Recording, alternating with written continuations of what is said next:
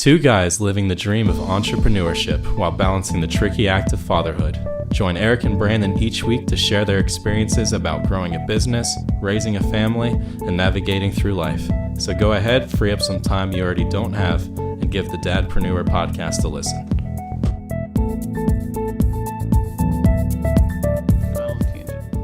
All right, so we are recording, so welcome everyone to the Preneur podcast. This is Brandon, your host, and Eric Bunch come from you live from Timbuktu, where it's very windy outside.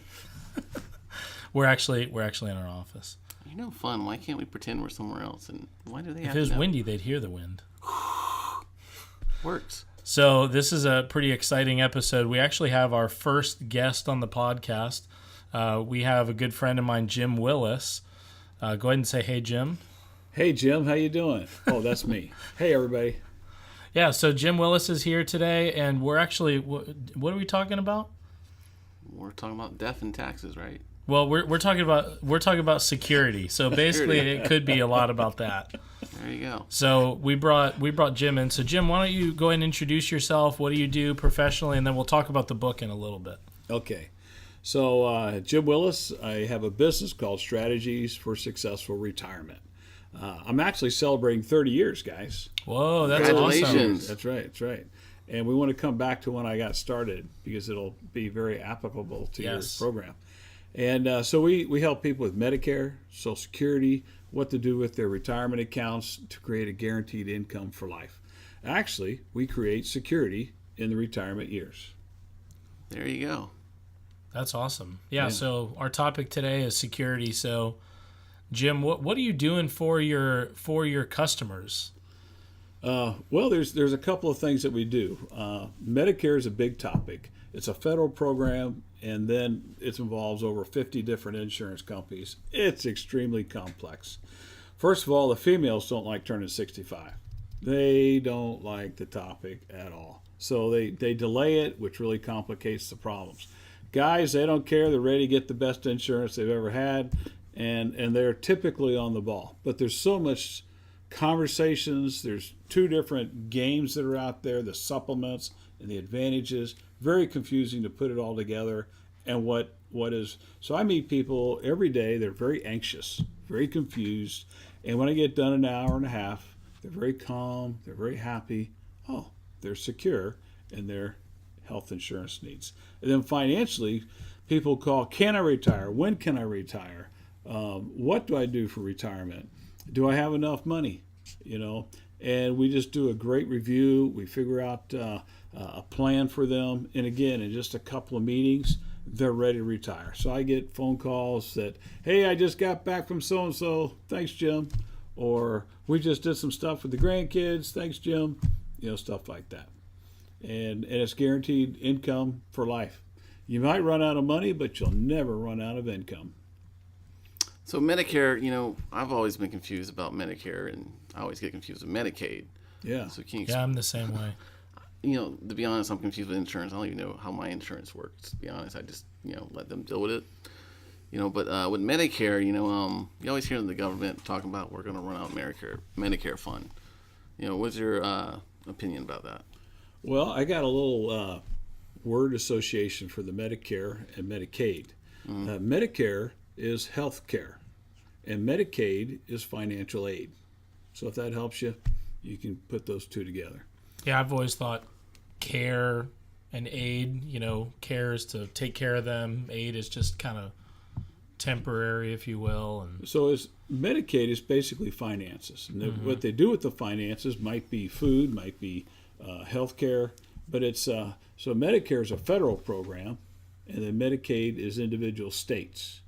So we have 50 different states, and all 50 Medicaid programs are similar but different. So with Medicare, I'm not going to have to take a drug test to get approved. That's correct. Okay, awesome. I don't take drugs, by the way. Don't do drugs.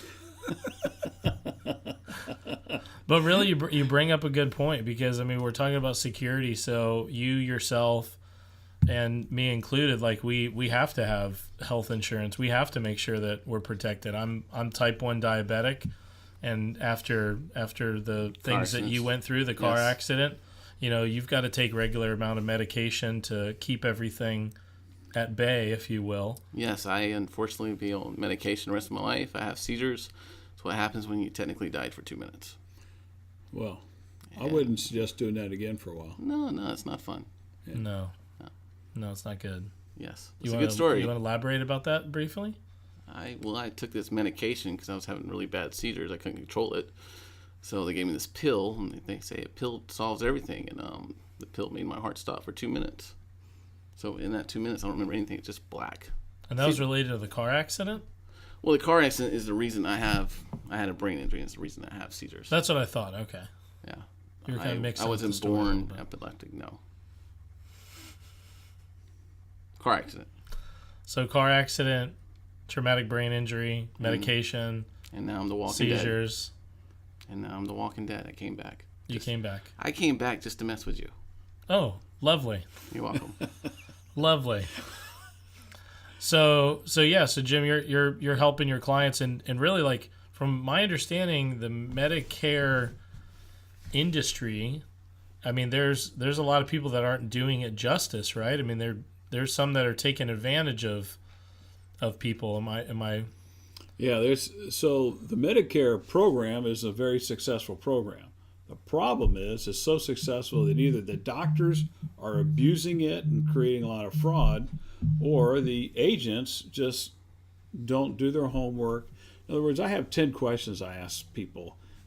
What do you have? What do you like? What do you don't like? Are there doctors? Are there any medications? Do you travel? Et cetera, et cetera. There's all kinds of questions that actually narrow down what people like or don't like. And people don't ask that. You know, I'm an independent agent. I sell supplements and advantages. You know the difference, right?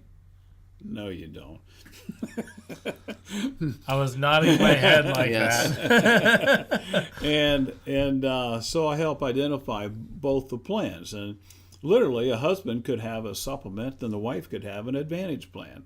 It would be perfectly okay. Fine, because have you noticed you're different than your wives? Anybody? Yes. It's a little bit different. Yeah. Yeah. So and so they can have different plans, and then I have different insurance companies.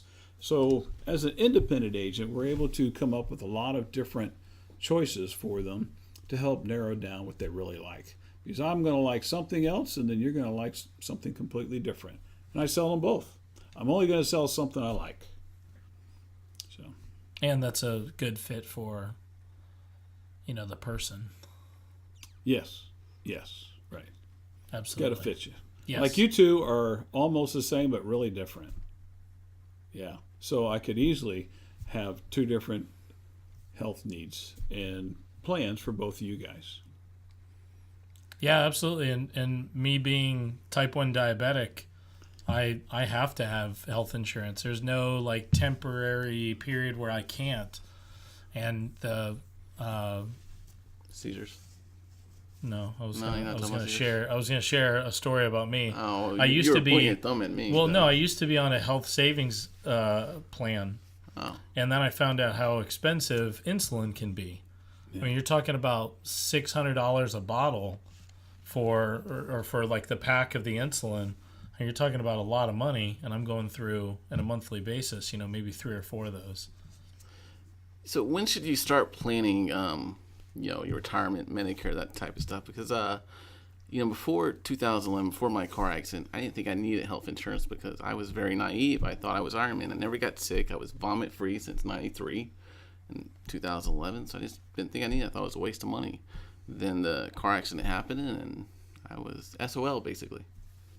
So you hang on, could we back up for a minute? You were vomit-free from 1993 to 2011. Vomit-free since 93. So how's it been after 2011? Vomiting a lot. Oh, all right. Some reason that stuck out. Yeah, I wanted to ask too. Yeah. Go ahead, Jim. You can. I was very proud of not vomiting since 93 as well. Yeah, that is I think It's impressive. like probably a record, right? Yeah, that's impressive. I don't get sick. Never had the flu. Now, why did you say since 93? I had pneumonia in 93. Oh, okay. I beat it. I thought maybe it's a lifestyle change or something. Let's see, how old was I? I was 9. Yeah. Yeah. Okay. I had a lot of experience back then. I was living the dream. Oh, boy. that's great. I hit my prime at 9 years old. 9 years old. 9 years old, moved to Gainesville. We lost to Auburn that year. I mean, tore me up. I cried so hard I vomited. And so that's what started the date. Was that on? Yeah, I wasn't sick. I just cried too much, basically. Yeah, I wouldn't cry about myself, but back then, anytime Florida loses, I just took it personally, like I was the reason for it. It was your fault. It was my fault. That's what I really Yeah. thought that. Yeah. I was the 12th man.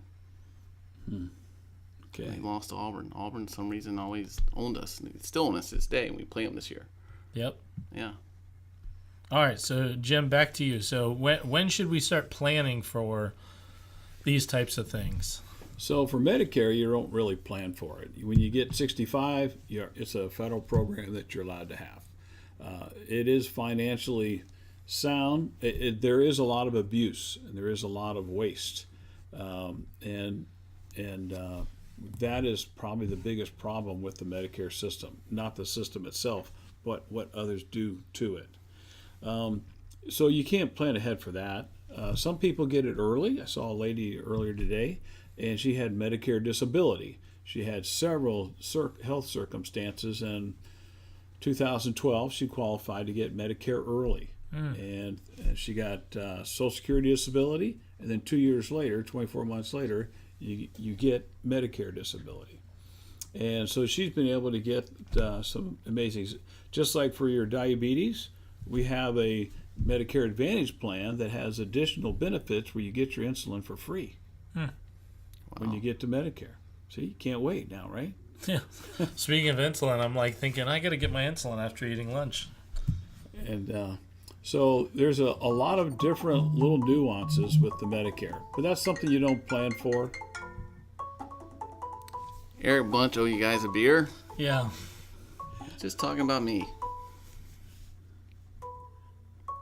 Yeah, hopefully it'll just stop. I'll snap. No, Nope. you're the tech guy here. All right. It stopped now. There we go. One button to save the world. Oh, boy. Guys and their toys. Yes. That's right. Yeah, he was just showing me how I went retro and got a flip phone for the business, and I was at Verizon trying to touch the screen. He's like, "Hey, this doesn't work. What the hell's going on here?" Excuse my language. Then couldn't figure it out, and then he had to show me. Well, no, the reason we were talking about this, and I wish everyone that was listening could see, maybe we'll do a video of you answering your flip phone.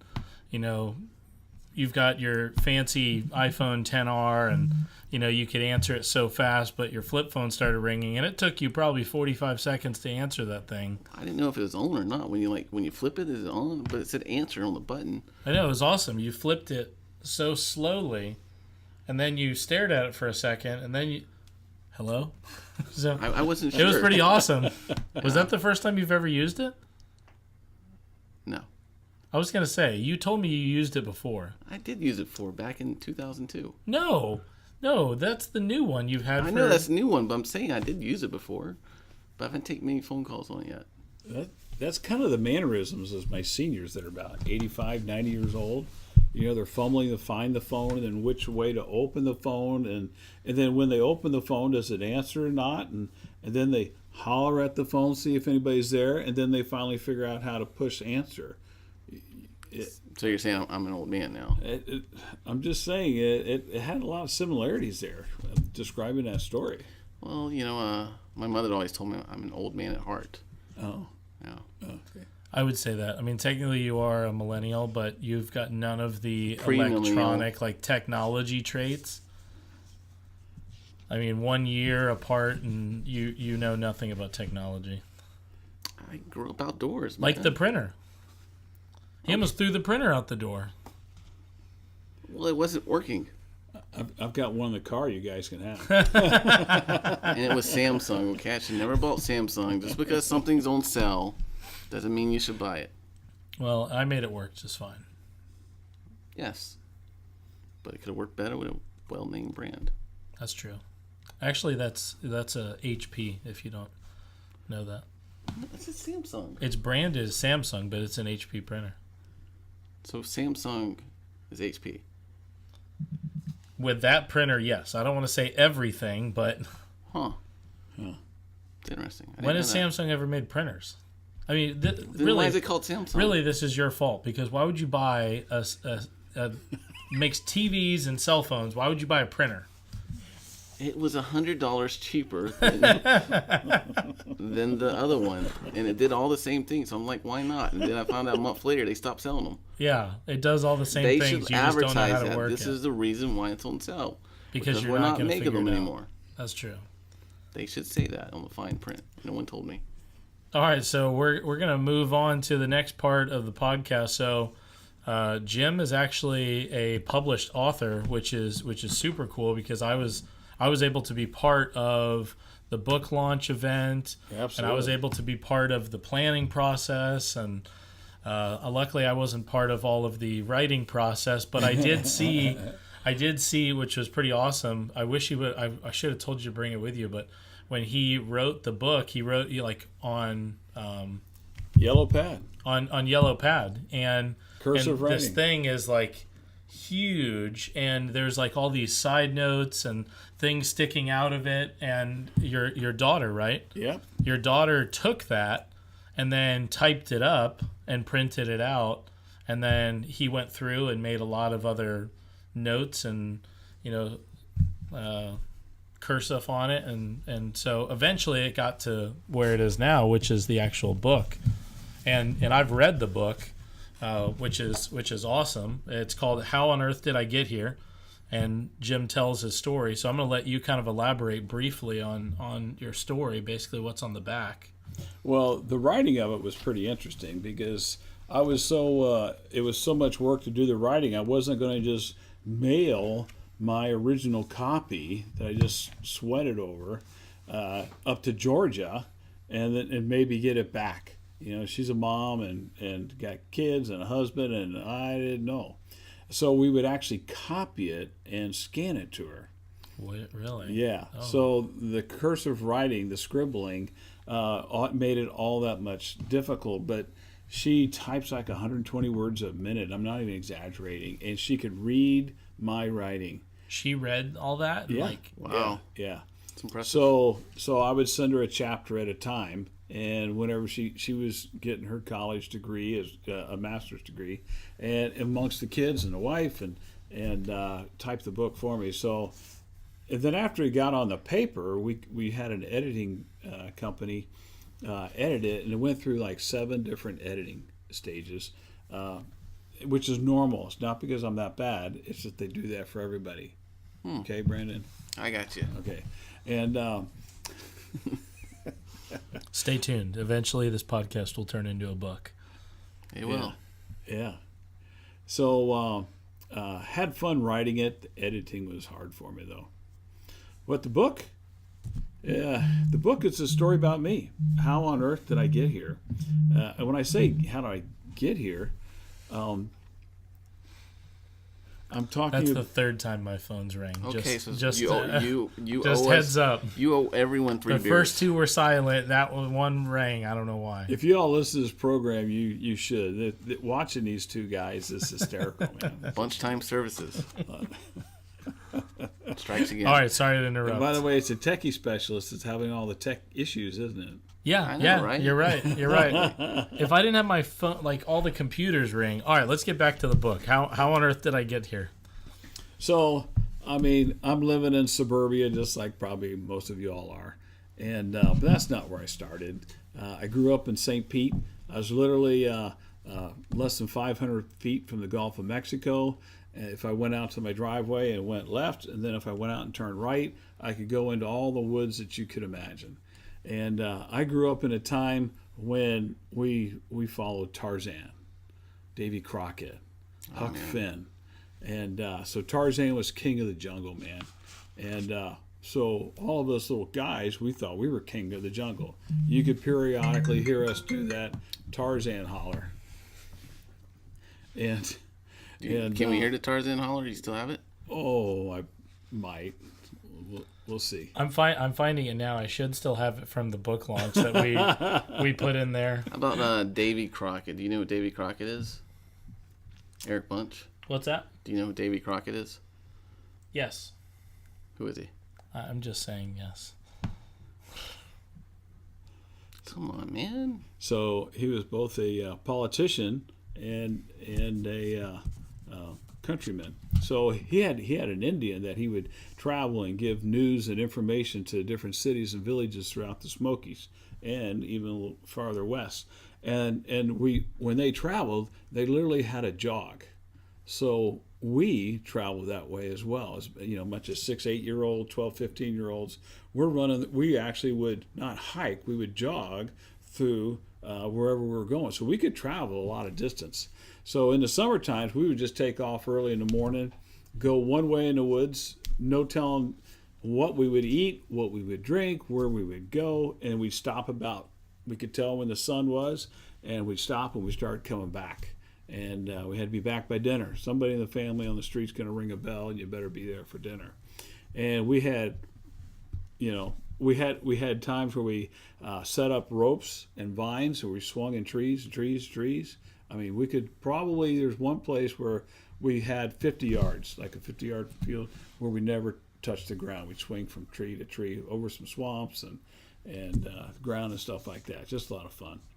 Animals, I don't know what we've done to animals.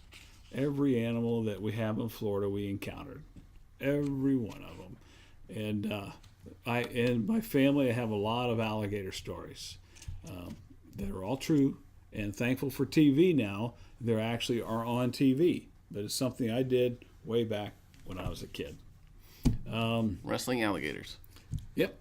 Which Brandon has an alligator story. He did tell it. And, yeah, you got bit but not bit. No, I got bit. But not bit. No, I got bit. That was in one of the other episodes. I got bit. I think I found the...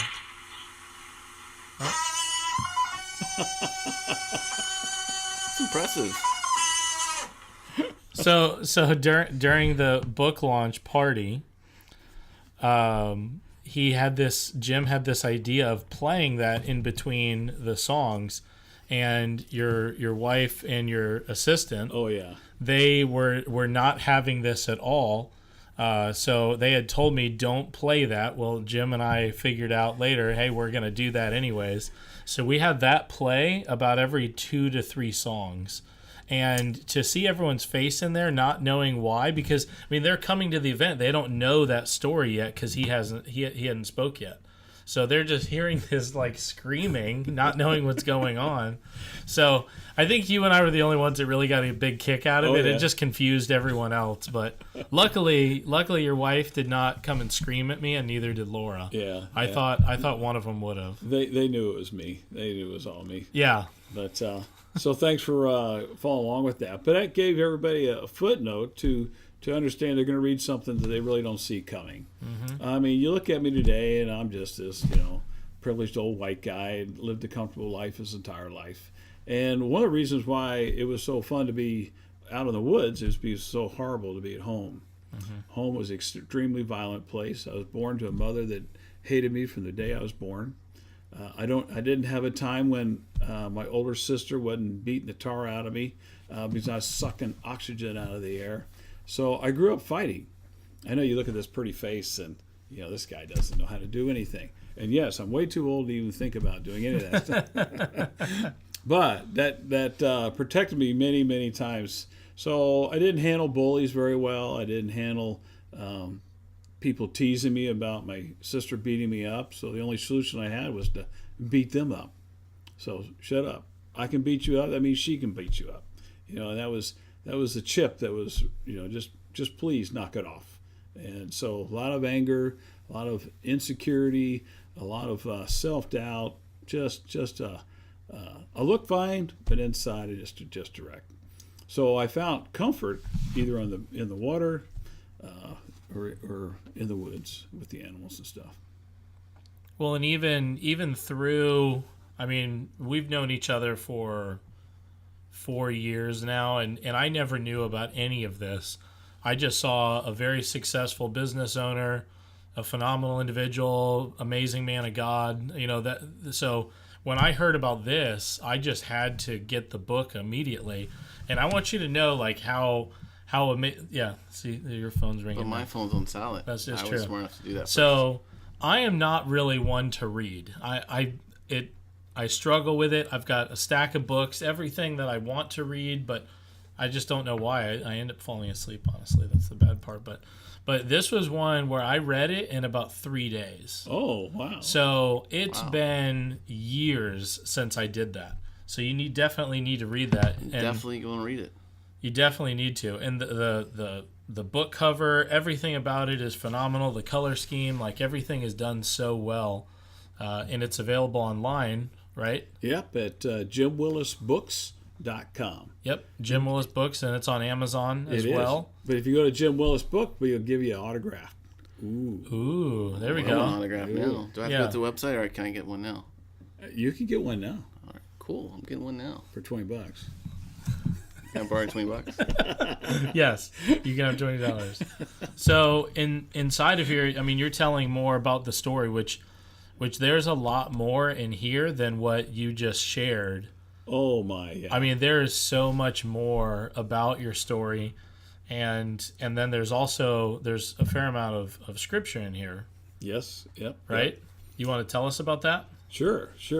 So, born and raised in St. Pete, and I now live out in Pasco County, and all my family is in St. Pete. So we go over there to visit them on occasion, and my wife Candy and I come back. We're driving back across the bridge, and it's really how we kind of got the title of the book. And we'll have this 3 or 4 hour experience with my extremely dysfunctional family.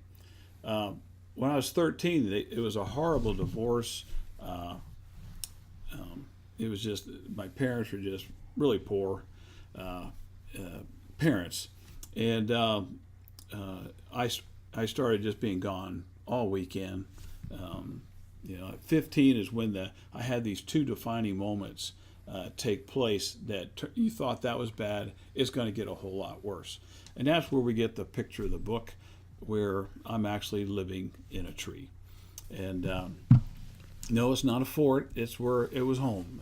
That's where it was for about 4 months, and how did I recover from that time and that environment, that insecurity? Didn't take place until about 8 years later. Now, in the meantime, I learned to survive. Mm-hmm. You go home at night on your bike in the woods after working in a restaurant. It's dark. You know the difference between when the moon's out and when the moon's not. You know the difference when it's cloudy or not. I know normal people don't think about it. I'm very well aware of it, because that's going to tell me how easy it is because the tree was way back in the woods. None of my friends found the tree, knew where the tree was. And interesting story another time, but after I hit 23, I had an old high school friend of mine show up. And he looked. Anybody know what a Jesus freak looks like? Way back in the 70s. If you've seen pictures of Jesus, he had the long, dirty blonde hair, big old silly grin on his face. Duck Dynasty? No. They got the long beards. A tie-dyed shirt on and bell-bottom jeans with flip-tops. That would have been a Jesus. Well, that was my friend Steven. And man, he and I had done everything together. He was from the same environment I was, but I hadn't seen him since graduation. And I did graduate high school. Think about it. Think about it. Yeah, it's amazing. And 1.9 rollout GPA, but hey, I got the degree. You got there. And he invited me to a movie. Well, okay. I'm in a singles only complex now, living the dream, doing whatever I want to do, and party wasn't until later on. So okay, I'll go to the movie, and he comes by and picks me up that Thursday night, and we go to Cinema 1 and 2. Oh wow! You guys can't even comprehend this, man. It was not just the downtown theater; they had built a 1 and 2 just on the outskirts of downtown. We didn't have any of these 20 mega things, and there was hundreds of people outside. It was an event. It was before Star Wars and all that other stuff. I don't know what was going on. And we park, and we get out of the car, and I could tell it was a church thing. those grinny people were all church people. I had never been around church people. I'd never been to church, never read a Bible, didn't know Jesus at all except for four-letter words, and I just was waiting for him to turn around so I could smack the tar out of him for tricking me for this stuff. He never did. We walked, the line released, we're all going into the movie theater, and I was mad, sitting there just waiting for this thing to get over and go to my party, and it ended. And I'm getting up to get out of there, and Stephen blocks me. Wasn't the smartest thing to do. And we're having this verbal altercation, and it's going to get physical in just a second. And then the screen comes back on, and this guy instantly, starts talking. Now, what he was doing was quoting a verse. And I never knew what that verse was. I watched football games, and they hold these signs up in the field goals, and it had this guy's name, and it had John with a 3 and a colon and a 1-6. I didn't even know what that was. And he said, John 3:16, for God so loved the world, and he finished off the verse. Wait. I stopped cold turkey and hollering at Stephen, and are you telling me that first person I hear in my life is God that loves me? My parents didn't love me. My family didn't love me. Man, and you're telling me God, I just turned around. I didn't sit for a while. Finally, some people behind me in a movie theater, sit down, dude. Oh. And I listened to, for some reason or another, I knew everything he said was true. And when they got done, he had this thing, do you know who it was? Who's that? It was this guy named Billy Graham. Billy Graham. Oh, Have you ever heard of him? Graham, yeah, he used to be on TV. My dad used to watch him all the time. Huge. Yeah. And so at the end of the service, his message, he gave an invitation. What's an invitation? Well, I want it. So it was to come down and to accept Christ as your personal Savior. And I got to do that. So I grabbed Stephen's arm, and it's, come on, man, you and I got to go get saved. Oh, there's this pause in the scenario. He looks at me, and I'm not going to cuss, but I'll just tell you what he said. Okay, we were friends. You stupid idiot! I'm a church counselor. You need to bow down and act, spill Coke and popcorn and repent from your sins, Willis. He wouldn't let me go down because he's afraid I was going to run. So I never got to go down for the invitation, but I asked Christ in my heart right then. And heaven came down and glory filled my soul. And I didn't know what took place, but I knew something took place. And it wasn't long until my life began to change. And inside the book, it talks about these 7 defining moments that altered my life and can alter your life forever. And that's how I got rid of pain, guilt, bitterness. I got rid of sin. I'm happy. I'm healthy. I'm whole. I'm making some money. Life is good. I get to do what I want. The Lord sent me over to over 35 different international mission trips, telling this story of hope and love and joy that we can have in Christ. I'm a preacher. I'm a teacher. I couldn't read. I had to bribe my way to get through public speaking in high school.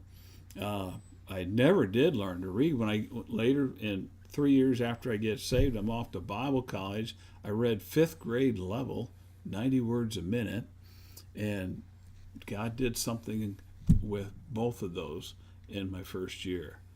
Tremendous miracles, just in themselves. That's when I got self-esteem. I'm not stupid. I'm not worthless. I'm capable.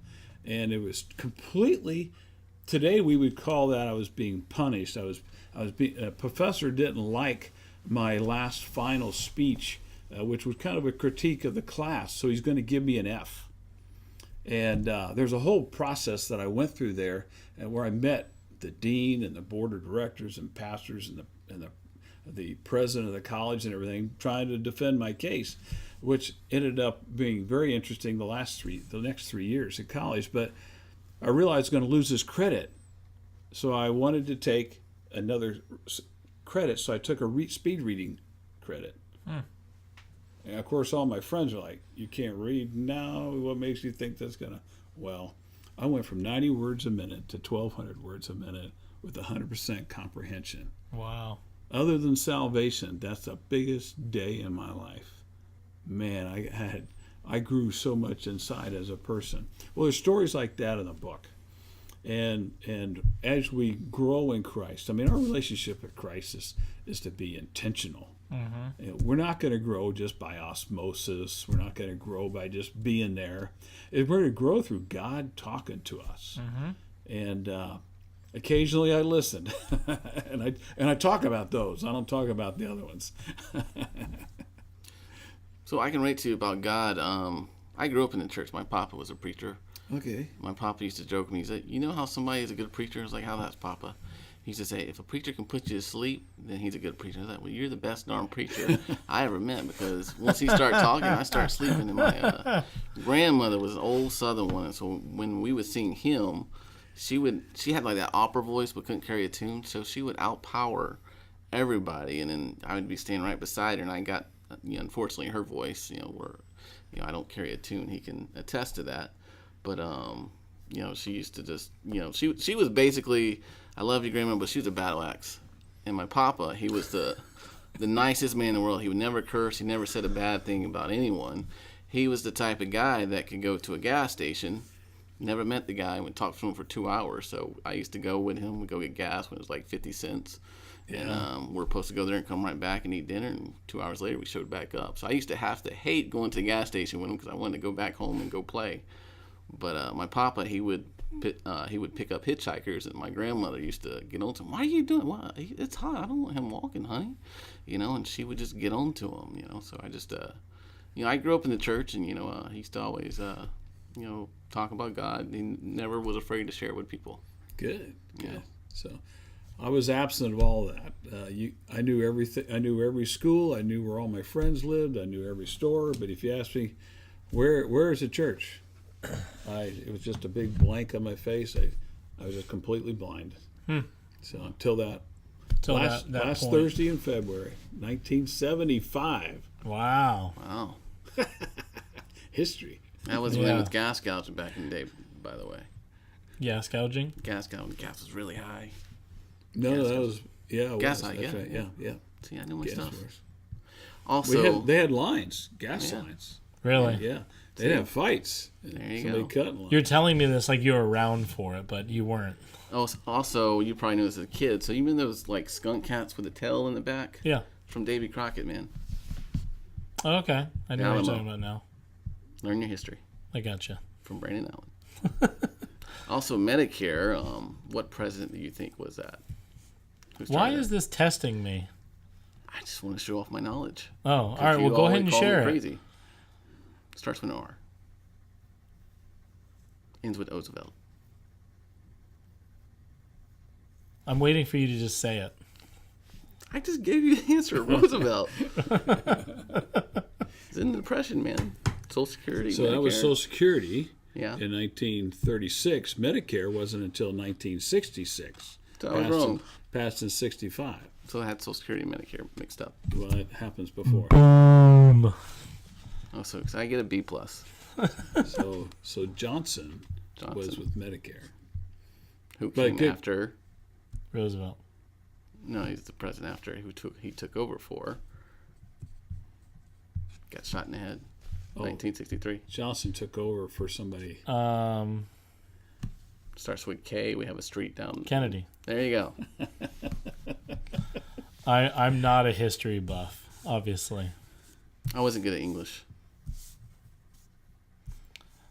So we really appreciate you being on the show today, Jim, and sharing all that. I like I said, I've read the book. It's been amazing. I was there for the book launch party.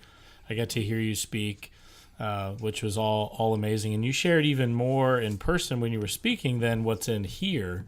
There was a couple of stories and a little bit more detail, but I know that you grew up with a very bad relationship with your family. But I mean, today, like, it's not like, I don't want to use the word normal, but I mean, you guys are, communicating and right. Yeah, the older sister finally likes me. It took her about 45 years. So I was about 60 when she finally liked me. My mother never did like me. Never did. Until the last 6 months of her life. She didn't know she was dying when she started to decide to have a relationship with me. And so it was very interesting, very awkward, and yet very blessed. Because during that time, I was able to share with her again how to have a relationship with Christ, and she agreed. Oh, wow. And she accepted Christ just months before her death. So, wow. Yeah. So interesting. So, well, and at least you know, at least something happened. I mean, you know, never knowing and, you know, things like that. What if you guys didn't get a chance to reconnect for that last 6 months? I mean, there's a lot of things that, you know, that could be a lot different. Yeah. You know, if that hadn't happened. So, I mean, it takes a long time, but at least it happened. Yep. Yeah. So being obedient to God, you know, a lot of us wouldn't have. I had to pray up for 2 weeks to call her every 3 months, and I only did that because I felt God wanted me to keep in her life, and it was, and I would be ready to hang up as soon as she would start going off, and we found a few common areas we would talk to, and as soon as she started to stray off of that, okay, I got to go, you know, because it was just going to go downhill real bad, real fast. Yeah. So, but. My business and my work, my world is all about security. So I brought a couple of things. There's a story in the Bible that talks about. It's only in there once, and I like the story. Do you have time for it? Yeah. All right. So in Acts chapter 17, in verses 7, 8, 9, 10, there's a great story about a guy named Jason. It's such a neat story that I named my second kid after him. And it was in the church of Thessalonica, and they were looking for Paul and Barnabas and Silas, and they were just mad. A whole bunch of people were trying to get them, and they escaped. And they went to another city, another story, another place, but they found Jason. Jason must have been where they were staying. They were staying at Jason's house, and the scripture says, and they had taken security of Jason. So what does that mean? Okay, they captured him. He can't find him. I mean, they've got him. They're a hold of him. And when I looked up what it meant, there was this interesting list of definitions of security. And I think in business, and I want to talk particularly about husbands. I mean, hey, have you guys noticed the culture is bashing us pretty bad? I mean, It's like a disease to be a masculine male. I can't help it. I mean, I do have the mindset of Davy Crockett doing what's right. I have the mindset of Tarzan doing what's right and protecting and being king of the jungle. And I am. That's me. And my family knows. But when that security, and we think of our society and everything, there's 7 things. And as dads and husbands, I want you to think about that. Freedom from danger. The world can say what they want about us, but when they want security, we're it. You're right. We're it. Your wife. Maybe you have muscles, maybe you don't. But one way or another, we create security for our mate. Freedom from care and apprehension and doubt. These are all lists of definitions of security. We need to give them confidence as husbands, as dads. Just freedom from that care and apprehension. Another one is sometimes it's that secures or makes us safe. You ever seen those movies where you see the guy, the lady's all in a panic and there's no way out, but he's got to say it's going to be okay. Yeah, we're going to get out. Now, luckily, it's a movie and you get out. You get safe. But we're the ones, the guys, that have to be the ones to tell our wives, our family, it's okay. It's going to be all right. Nobody else does that. And but dads do, husbands do. Precautions that take guard against theft is talking about security. Well, you guys need to be saving. You need to be planning. You need to be working. You need to be growing. And as long as we're doing that, they're happy. They're healthy. They're in their little paradise, and it's a real motive. I mean, there's a lot of guys don't do that. I like to be engaged in their lives. I like to encourage them. Man, you guys get up. Come on, get moving. Another definition is assurance or guarantee. Every time we come home, they're happy. They're satisfied. One more day of security. One more day of a relationship. One more day of productivity. One more day of pouring into each other's lives.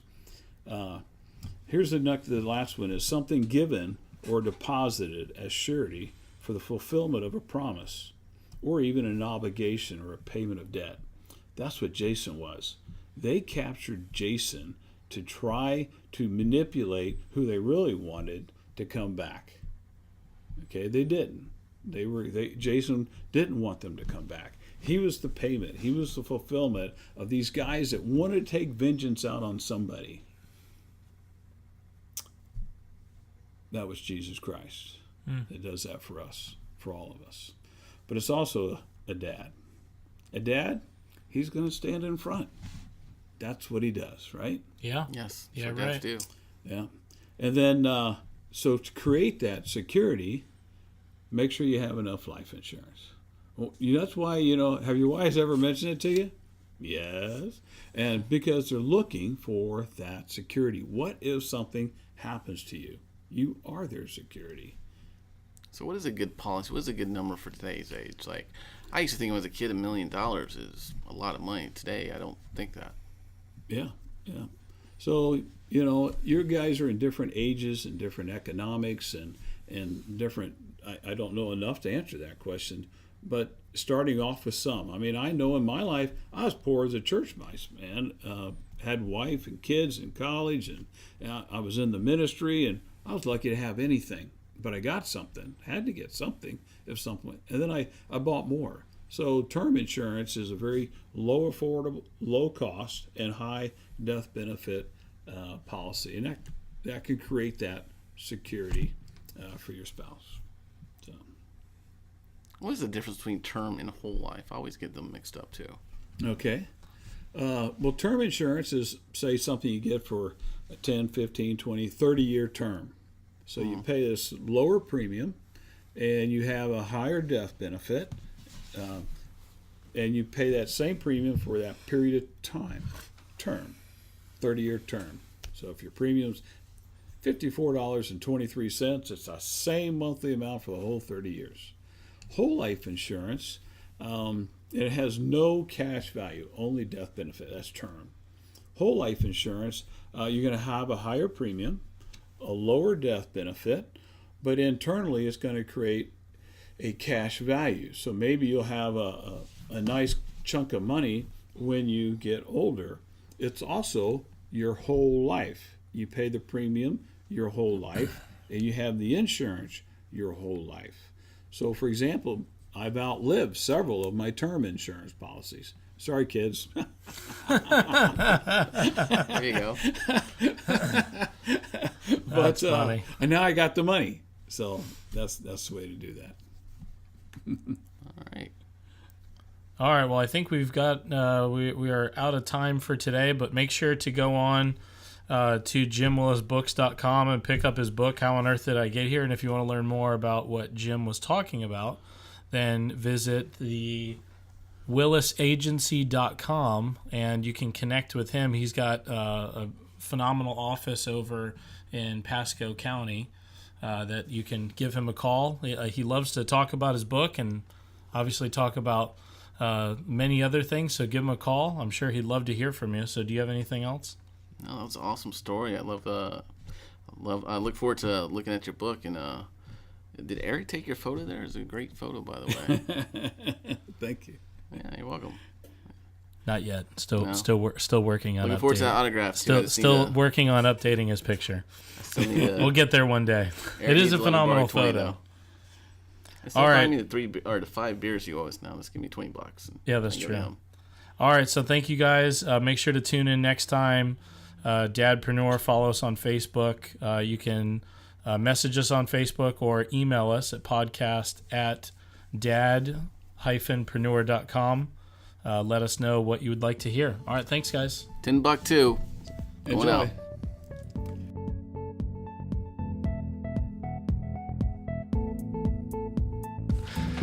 Thank you for experiencing the Dadpreneur podcast. Tune in next week for another unpredictable episode. To be a guest speaker, send us a message on the Dadpreneur Facebook page.